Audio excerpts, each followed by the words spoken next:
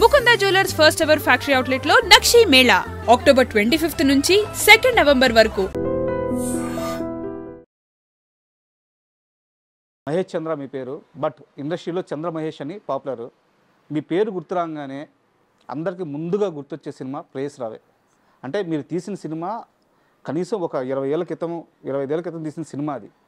కానీ ఇప్పటికీ కూడా ఆ సినిమా పేరు గుర్తురాగానే అందులో పాటలు, శ్రీకాంత్ గారి ఎమోషనల్ యాక్టింగ్, రాశి గారి యాక్టింగ్ ఒక రకమైన గూస్బంప్స్ వస్తుంటాయి అన్నమాట. సో ఈరోజు ఈ ఇన్స్టాలో అన్నిట్లో కూడా ట్రెండింగ్ ఏంటి సార్ ఆ సినిమా ప్రేయస్ రావే. ఎక్కువగా ఈ డైలాగ్స్ అన్ని శ్రీకాంత్ గారి డైలాగ్ కానీ, రాశి గారి డైలాగ్ కానీ ఇవన్నీ కూడా ఇన్స్టాలో వస్తున్నాయి. నాకు అందరూ పంపిస్తుంటారు మా ఫ్రెండ్స్ అంతానే. రీసెంట్గా నేను మా సురేష్ పర్సన్ నా మాతృ సంస్థ కదండి, అవును, వెళ్ళి ఏదో పని మీద వెళ్ళినప్పుడు మా సురేష్ బాబు గారు కనిపించాను. పిలిచి ఆప్యాయంగా పిలిచి, మహేష్ నీ ప్రేయస్ రావే సాంగ్ ఉంది కదా, నీకోసం సాంగ్, అది ఇప్పుడు ట్రెండింగ్ సాంగ్ అయింది. మన అంటే సురేష్ పర్సన్స్ యూట్యూబ్ ఛానల్ ఉందండి, దాంట్లో మా సురేష్ పర్సన్స్ తీసిన అన్ని సినిమాల్లో కన్నా ఈ సాంగ్ నెంబర్ 1 పొజిషన్లో ఉందండి. అదే ఆయన నన్ను అప్రిషియేట్ చేశారు రోజు. చేసి నెక్స్ట్ మనం ఇమీడియట్లీ మనం ఒక సినిమా చేద్దాం మహేష్ సురేష్ పర్సన్స్లో, ఈ సినిమా చేస్తున్నావు కదా, అది అయిన తర్వాత మనం చేద్దాం అన్నారు. సార్ మీరు లాస్ట్ మూవీ తీసి ఎన్ని సంవత్సరాలు అవుతుంది? నేను లాస్ట్ మూవీ రెడ్ డైరెక్ట్ అని ఒక సినిమా చేశాను సార్. అది 4 లాంగ్వేజెస్, తెలుగు, తమిళ్, కన్నడ, మలయాళం అండి. అది 2015 సార్. అది 2015 నవంబర్ అండి. తర్వాత ఇంకా నేను గ్యాప్ వచ్చింది సార్ సినిమా చేయడం. 10 ఏళ్ల తర్వాత ఇప్పుడు పిఠాపురంలో కింద అలా మొదలైంది ఉపశీర్షిక. అవును సార్. ఆ సినిమాతో మళ్ళీ రీఎంట్రీ ఇస్తున్నారు. అవును. సో ఎందుకు సార్ 10 ఏళ్ల గ్యాప్ తర్వాత ఇలాంటి ఓ సినిమాతో ఎందుకు రావాలనిపించింది? అంటే నాకు ఆ సినిమా చూసి, రెడ్ డైరెక్ట్ సినిమా చూసి మలయాళంలో పెద్ద హీరో నన్ను పిలిచారు. అక్కడికి వెళ్ళడం, అక్కడ స్టోరీ డిస్కషను. నాకేంటంటే కథ నాకు నచ్చకుండా నేను కాంప్రమైజ్ అవ్వలేదు సార్. కథ నాకు నచ్చాలి, నేను ఓన్ చేసుకోలేను. అక్కడ ఏంటంటే కథ నాకు సెట్ అయ్యేది కాదు. దరిదాపు అక్కడ మలయాళం దగ్గర పెద్ద హీరో దగ్గర నాకు 1 ఇయర్ అదైపోయింది. 2017 అంతా పోయిందండి. అయిపోయిన తర్వాత నన్ను మళ్ళీ ఇక్కడ మంచి హీరో, మన తెలుగులో పెద్ద హీరో ఆయన, ఒక ఫ్యామిలీ డ్రామా చేద్దాం, మంచి సినిమా చేద్దాం, మంచి సెంటిమెంట్ ఉంటే చెప్పంటే ఒక చైల్డ్ సెంటిమెంట్గా చెప్పానికి బాగా నచ్చింది. చేద్దామని చెప్పా అన్నారు. ఇంకా ప్రొడ్యూసర్తో ట్రావెల్ చేసే ఉంటుంది. అదొక 1.5 ఇయర్. ఇంకా సెట్స్కి వెళ్దాం కానీ పక్కగా అనుకున్న టైంకి ఏమైందంటే ఇంకా కరోనా ఒకటి రావడం జరిగిందండి. కరోనా రావడంతో ఇంకేమైందంటే ఇంకంత స్తబ్ద అయిపోయింది. ఆఫ్టర్ కరోనా తర్వాత ఈ ఫిషన్స్ మారిపోయింది. అంటే అవును, రీసెంట్ సినిమా ఏం చేసాం మహేష్ అన్నది మళ్ళీ వచ్చిందండి. అప్పుడు 5 సంవత్సరాలు అయిపోయింది గ్యాప్. అంటే ఇక అలాగే రావడం అంటే ఇంకా తర్వాత ఎవరన్నా వేరే హీరో దగ్గరికి వెళ్ళినా కూడా, అంటే 1-2 సినిమాలు చేసిన హీరోతో ఒక మాట్లాడినా కూడా అలాగేంటని చెప్పడం, బాగా మాట్లాడేవాడు. నెక్స్ట్ వాళ్ళ మేనేజర్లు నాకు టచ్లోకి వచ్చి, సార్ బాగా గ్యాప్ వచ్చింది కదా సార్, అది ఒకటే ఫీల్ అవుతున్నారు సార్ అన్నారు. సరే సినిమా చేసినంత కలుద్దాం అనేసి అనుకుంటే, అంటే నాకు నేను మంచి సినిమాలు చేసినా కూడా ఒక ప్రేయస్ రావే కానీ అది 150 days సార్ సినిమాని. 10 సెంటర్లో 150 days ఆడుతున్నాను. అయోధ్య రామాయ అండి, 6 సెంటర్లో 7 సెంటర్ 100 days ఆడింది. శ్రీహరి గారి కెరీర్లో ఫస్ట్ 100 days సినిమా. అలాగే ఒక్కడే కానీ హనుమంత్ అండి, హనుమంత్కి నాకు నంది అవార్డు కూడా వచ్చిందండి. అవును సార్. ఎంత అచీవ్మెంట్స్ ఉన్నా కూడా నాకు ఇలా జరిగిందని నాకు కొంచెం మానసికంగా అంటే కొంచెం ఫీల్ అయ్యాను. అలాగా అంటే కొత్త జనరేషన్ వచ్చి కొత్త వాళ్ళు ఇంకా అలాగ ఉందేమో అనుకున్నాను. అనుకున్న లోపల ఈ లోపల మాకు ఆకు సురేష్ గారు నా ఫ్రెండ్, ఆయన 2021 నుంచి నాతో జర్నీ చేస్తాను. 2021 నుంచి సినిమా చేయాలని ఆయన ఒక మంచి స్క్రిప్ట్ తీసుకొస్తే ఆ స్క్రిప్ట్ కూర్చునండి అందరం, నేను నా ఫ్రెండ్స్ బాలకృష్ణ అని, మురళీకృష్ణ, ఎఫ్ఎం మురళి అంటారు ఆయన, మేమంతా కలిసి చేసి మహేష్ చంద్ర సినిమా టీం అని ఒక బ్యానర్, నా పేరు మీద బ్యానర్ స్టార్ట్ చేశాను. సినిమా మొదలు పెట్టామంటారు పిఠాపురంలో అని. Super, all the best sir. And త్వరలోనే సినిమా రాబోతుంది అనుకుంటున్నాను. అండ్ ఈ సినిమా పక్కన పెడితే మీ జర్నీ విషయానికి వస్తాను. యాక్చువల్గా ఎవరైనా ఇండస్ట్రీలోకి వచ్చేటప్పుడు ఏదో ఒక నిర్మాత ఛాన్స్ ఇస్తాడు, మనం సక్సెస్ అవ్వాలి, ఫ్యామిలీని పోషించుకోవాలి, 4 రూపాయలు డబ్బులు సంపాదించుకోవాలి, ఈ మైండ్ సెట్ ఉంటుంది. కానీ మీకు మాత్రం పర్టికులర్గా రామానాయుడు గారే కావాలి, ఆయన దగ్గరే పనిచేయాలి, ఆయన దగ్గరే అడ్వాన్స్ తీసుకోవాలి, ఆయన బ్యానర్లోనే సినిమా చేయాలి, ఇదేం టార్గెట్ సార్ చిన్నప్పటి నుంచి? అంటే సార్ నేను కాలేజ్ చదువుతున్నప్పుడు జ్యోతి చిత్ర సితార పేపర్లు వచ్చేసారు. అవి దాంట్లో ప్రొడ్యూసర్ అంటే రామానాయుడు గారికి కనిపించేవారండి. ఆయన తెల్ల టోపీ పెట్టుకుని, తెల్ల డ్రెస్ వేసుకుని, అంటే ఒక మెగాఫోన్ పెట్టుకుని ఆ కాలు మీద కాలేసి కూర్చుని ఉండడం అంటే ఆ డైరెక్టర్లో ఏదో సీన్ పేపర్ చెప్తే నేను పక్కన నిలబడి చూడడం ఇవన్నీ చూస్తుంటాను. అలాగా ఏ ప్రొడ్యూసర్తో ఎవరిది ఉండేది కదండి. ఆ వర్కింగ్ స్టైల్స్ ఒక రామానాయుడు గారిగా ఉండి తప్పితే మిగతా ప్రొడ్యూసర్స్ చాలామంది ప్రొడ్యూసర్లు ఉన్నా కూడా ఉండేది కదండి. ఆ తర్వాత చూస్తుంటే ఆయన పరిచయం చేసిన డైరెక్టర్లలో అప్పటికే నేను నేను చదువుకుంటున్న రోజుల్లోనే 20 మందిని పరిచయం చేసేవారు, 21 మందిని పరిచయం చేసేవారు వస్తుండేది పేపర్లు. సరే నాకు కసి పెరిగిపోయింది మనం. అంటే నాకు సినిమా ఇంట్రెస్ట్, మా ఇంట్లో ఎవరికి ఇంట్రెస్ట్ లేదు సార్. ఇది మా మదర్ గవర్నమెంట్ ఎంప్లాయీ, మా ఫాదర్ గవర్నమెంట్ ఎంప్లాయీ. నన్ను ఒక గవర్నమెంట్ ఎంప్లాయీ చేద్దాం అనుకున్నారు. నాకు ఇంక కాలేజీకి వెళ్ళిన దగ్గర నుంచి సినిమాల మీద ఇంట్రెస్ట్ పడడంతో ఇంకా వాళ్ళు అదేంటి ఇదేంటంటే కొన్ని నేను పట్టించుకున్నాను కాదు. నేను జ్యోతి చిత్రంలో కట్ చేసుకున్నాను పేపర్ కటింగ్ చేసి ప్రేమ ఖైదీ సినిమా అండి. అది ఈవీవి సత్యనారాయణ గారు హరీష్కి డైలాగ్ చెప్తున్నారు కదండి, పక్కన రామారెడ్డి గారు నిలబడే ఫోటో ఒకటి ఉందండి. నేను దాన్ని కట్ చేసేసండి ఈవీవి గారి ఫేస్లో నా ఫేస్ పెట్టుకుని black and white photo face పెట్టి దాన్ని జిరాక్స్ తీసుకుని దాన్ని కట్ చేసి నేను పెట్టుకుని అనమాట. పెట్టుకుని అండ్ నేను చూసుకుంటే నేనే డైరెక్టర్, రామారెడ్డి గారు ప్రొడ్యూసర్ అని ఫీల్ అయిపోయి నేను ఒక కథ రాసుకునండి. అప్పుడే మృత్యుంజయుడు అని ఒక కథ రాసుకునండి. నిర్మాత రామానాయుడు, దర్శకత్వం మహేష్. అలా రాసుకుంటే మా ఇంట్లో కూడా నన్ను ఒక లూజ్ అయిపోయింది ఇది అనుకునేవారండి. ఏంటి అసలు సినిమా ఫీల్డ్ అంటే ఏమనుకుంటున్నాడు ఎవరో తెలియదు మనకి, అక్కడ ఏమీ లేదు, రామానాయుడు గారి పేరు పెట్టుకోవడం అంటే ఇదేంటనేసి నన్ను రకరకాలుగా చూసుకోరు. అనుకోకుండా నాకు చిన్నతనంలో నాకు మ్యారేజ్ కూడా అయిపోయిందండి. మ్యారేజ్ అయిపోవడంతో అయినా కూడా నా మైండ్ సెట్ మారలేదు సార్. సినిమా ఫీల్డ్కి వెళ్ళాలని పిల్లలు కూడా పుట్టేశారండి. ఇంకా నేను బరువు అయిపోయాను ఇంట్లో. ఇటు మా అత్తగారింట్లో బరువు అయిపోయాను, మా అమ్మగారింట్లో కూడా బరువు అయిపోయాను.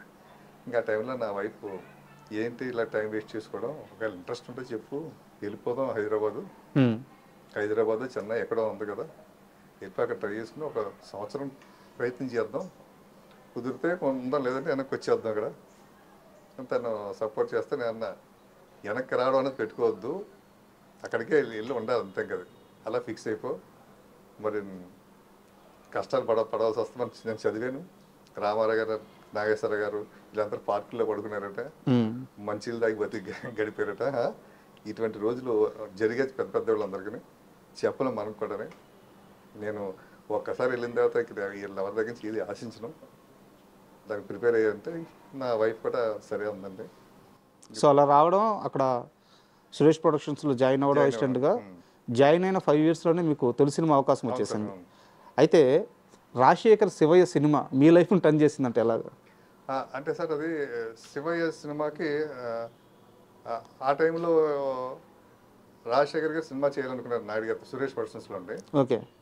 ఆయనకి గ్యాప్ అండి, రాజశేఖర్ గారికి సినిమా లేవు అప్పుడు 1 year నుంచి గ్యాప్ అండి. మా రామానాయుడు గారు కూడా రాజశేఖర్ గారితో సినిమా చేద్దాం అనుకున్నారు. కథ కోసం చూస్తున్నారు అనమాట. కథ కోసం చూస్తున్న టైంలో అనుకోకుండా నాకు పోసాని మురళి గారు కనిపించి ఒక చోట ఏదో టాపిక్ వస్తే ఇలా కథ ఉందంటే నా దగ్గర కథ ఉందని ఉన్నాను. పోసాని మురళి గారు నాకు కథ చెప్పారు. బాగుంది సార్, చిన్న చిన్న కరెక్షన్ చేసుకుందాం అన్నట్టు ఓకే అన్నారైనా అని నేను రామానాయుడు గారికి చెప్పాను. చెప్తే ఈ లోపల పోసాని మురళి గారు ఏమన్నారంటే, మహేష్ నాకు నాయుడు గారి సంస్థ వచ్చి రావట్లేదు అయ్యా అని. ఏమన్నాను, 3 కథలు ఇప్పుడు వచ్చి 3 కథలు తీసుకెళ్ళాను, డేట్లు అనౌన్స్ చేసేసి అన్ని అనౌన్స్ చేసేసి లాస్ట్ మినిట్లో క్యాన్సిల్ అయిపోయాయి. లాస్ట్ మినిట్కి ఒక వారం రోజులు ఉంటుందని క్యాన్సిల్ అయిపోయాయి. అక్కడ నాకు ఎంట్రీ లేదయ్యా. ఓకే. లేదండి ఈ సినిమా నేను నాయుడు గారు నేను బాగా ఇష్టం అండి, సురేష్ బాబుకి బాగా ఇష్టం, అక్కడ స్టోరీ డిపార్ట్మెంట్లో కూడా నేను ఉంటాను, నేను ఎవరైనా మంచి కథలు చెప్తే నేను వాళ్ళు రికమెండ్ చేస్తుంటాను, ఆ రికమెండ్ చేసిన కథల్లోనే ఒకటి ప్రేమించుకున్నారు ఆ కథ కూడా. అలాగే మీరేమైనా కథ చెప్తే బాగుంది, నాకు నచ్చింది కాబట్టి నేను నాయుడు గారు చెప్తాను సార్. సరే అంటే నాయుడు గారికి కథ చెప్పామంటే ఆయన చెప్పాను నాయుడు గారికి, ఇలా మురళి గారి దగ్గర కథ ఉందని ఆయన వచ్చి చెప్పారు నాయుడు గారికి. నాయుడు గారికి కూడా బాగా నచ్చింది. నచ్చిన తర్వాత డైరెక్టర్ని ఎవరిని పెడదాం అనేసి ఒకటి అనుకుని నాయుడు గారు ఫస్ట్ మహేష్ నువ్వు చేయవయ్యా అన్నారు. నాకు భయం వేసిందండి, అంటే చేయడానికి భయం. ఎందుకు భయం వేసిందంటే అండి, నేను మెంటల్గా ప్రిపేర్ అవ్వలేదు. నేను డైరెక్టర్ అవుదని నాయుడు గారు అంత స్పీడ్గా అంటారన్న మాట నేను అనుకోలేదు. నేను మెంటల్గా ప్రిపేర్ అవ్వలేదండి. అప్పుడు సురేష్ వర్మని డైరెక్టర్ ఒక ఆయన, సురేష్ వర్మన్ ఆయనతో సురేష్ బాబు గారు జర్నీ చేశారండి. వెంకటేష్ బాబు తోటి సినిమా అనుకునైనా ఒక దాదాపు ఒక 7-8 నెలలు కూర్చున్నారు. సురేష్ వర్మ అంటే భాష కాదండి, ఆయన సురేష్ కృష్ణ గారు అండి. సురేష్ వర్మని మనసంతా మనసు ఇచ్చి చూడు సినిమా చేశారు కదా, okay, okay. Shivayya cinema director ఆయన. ఓకే. శివయ్య సినిమా డైరెక్టర్ ఆయన అంటే ఆయన వెంకటేష్ బాబుతో సినిమా అనుకుని జర్నీ చేశారండి. ఆ లాస్ట్ మినిట్లో ఏమైందంటే దీనికన్నా బెటర్ గా చెప్పారు ఇంకొక తమిళ డైరెక్టర్ తిరుపతి స్వామి చెప్పడంతో గణేష్ అని ఆ టైటిల్, యాక్చువల్గా గణేష్ అని title Suresh Varma title. Okay. ఆ గణేష్ టైటిల్ దానికి పెట్టండి, ఇంకా తిరుపతి స్వామితో సినిమా స్టార్ట్ చేశారు. ఈ సురేష్ వర్మ ఖాళీగా ఉండిపోయాడు. ఖాళీగా ఉండిపోయి అతను నా దగ్గర ఫీల్ అయిపోయాడు, ఏంటి మహేష్ ఇలా జరిగిందంటే నాకు వచ్చిన అవకాశాలు బయట వదులుకున్నాను నేను, వెంకటేష్ పిక్చర్ చేస్తాను కదా, సురేష్ వర్షన్స్లో పెద్ద సినిమా చేస్తాను కదా అనేసి, ఇప్పుడు ఈ సినిమా లేకపోతే బయట నేను తలగా ఎత్తుకోలేను, నా పరుగు పోయినట్టే కదా అని బాధపడితే ఇదే విషయం నేను రామారావు గారికి చెప్పాను మాట, సార్ నేను కాదు సార్ డైరెక్ట్ చేయడం, సురేష్ వర్మని పెడతాం సార్ అతన్ని అని ఆయన ఒక సెంటిమెంట్ గుర్తు చేశాను. ఎలా అంటే జయంత్ గారు ఉన్నారు, జయంత్ సి పరంజీ గారు, ఆయన సురేష్ పర్సన్స్లో ఒక సినిమా స్టార్ట్ చేశారండి. అప్పుడు నేను సురేష్ పర్సన్స్లో అసిస్టెంట్గా కూడా ఇంకా ఎంట్రీ అవ్వలేదు. 93లో ఆయన ఒక సినిమా స్టార్ట్ చేశారండి, వెంకటేష్ బాబు 3 హీరోయిన్లతో. ఒక 5-6 రోజుల్లో అంతా షూటింగ్ జరిగి ఆగిపోయింది సినిమా. కథ సరిగ్గా లేదు, అది దానికి అలా ఆగిపోయి ఇంకా ఆయన సినిమా ఇంకా అలా పక్కన పడిపోయిందండి. ఇంకా ఆయన సినిమా చేయలేదండి. మళ్ళీ ఆయనకి ఒక 4 years గ్యాప్తో మళ్ళీ 4 years తర్వాత మళ్ళీ మా సురేష్ బాబు గారు పిలిచి ప్రేమించుకుందర సినిమా ఇచ్చారండి.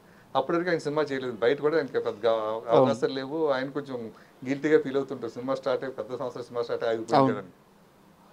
అది సూపర్ డబుల్ హిట్ అయింది సార్, ప్రేమించుకుందాంరా. అది మా వెంకటేష్ బాబు కెరీర్లోనే బిగ్గెస్ట్ హిట్ అండి ఆ టైంలోనే. అది నేను రామారావుకి గుర్తు చేశాను. సో ఈయన కూడా ఇలా జరుగుతుంది కాబట్టి ఇతను కూడా మనం 1 year నుంచి మనం కూర్చోబెట్టుకున్నాం కదా సార్, ఇతనితోనే చేయిందాం సార్ శివయ్య సినిమా, అంచేత కొంచెం సెంటిమెంట్గా బాగుంటుందేమో నా పర్సనల్ ఫీలింగ్ సార్. సరే ఓకే అలాగే అన్నారు అని ఆ విధంగా శివయ్య సినిమా స్టార్ట్ చేసాం సార్. చేసినప్పుడు ఏంటంటే మధ్య మధ్యలో డైరెక్టర్ గారికి రామారావు గారికి కొంచెం మిస్అండర్స్టాండింగ్స్ రావడం, లేకపోతే రైటర్తో రావడం, ఇంకెన్ని నేను కోఆర్డినేట్ చూసుకుంటూ ఉండేవాడు అన్నమాట. వెళ్ళి చివరికి ఒక టైంలో ఏమైందంటే కొన్ని సెంటిమెంట్ సీన్స్ ఆయన డైరెక్టర్ గారు తీసిన సీన్స్ మా రామారావు గారికి నచ్చలేదండి.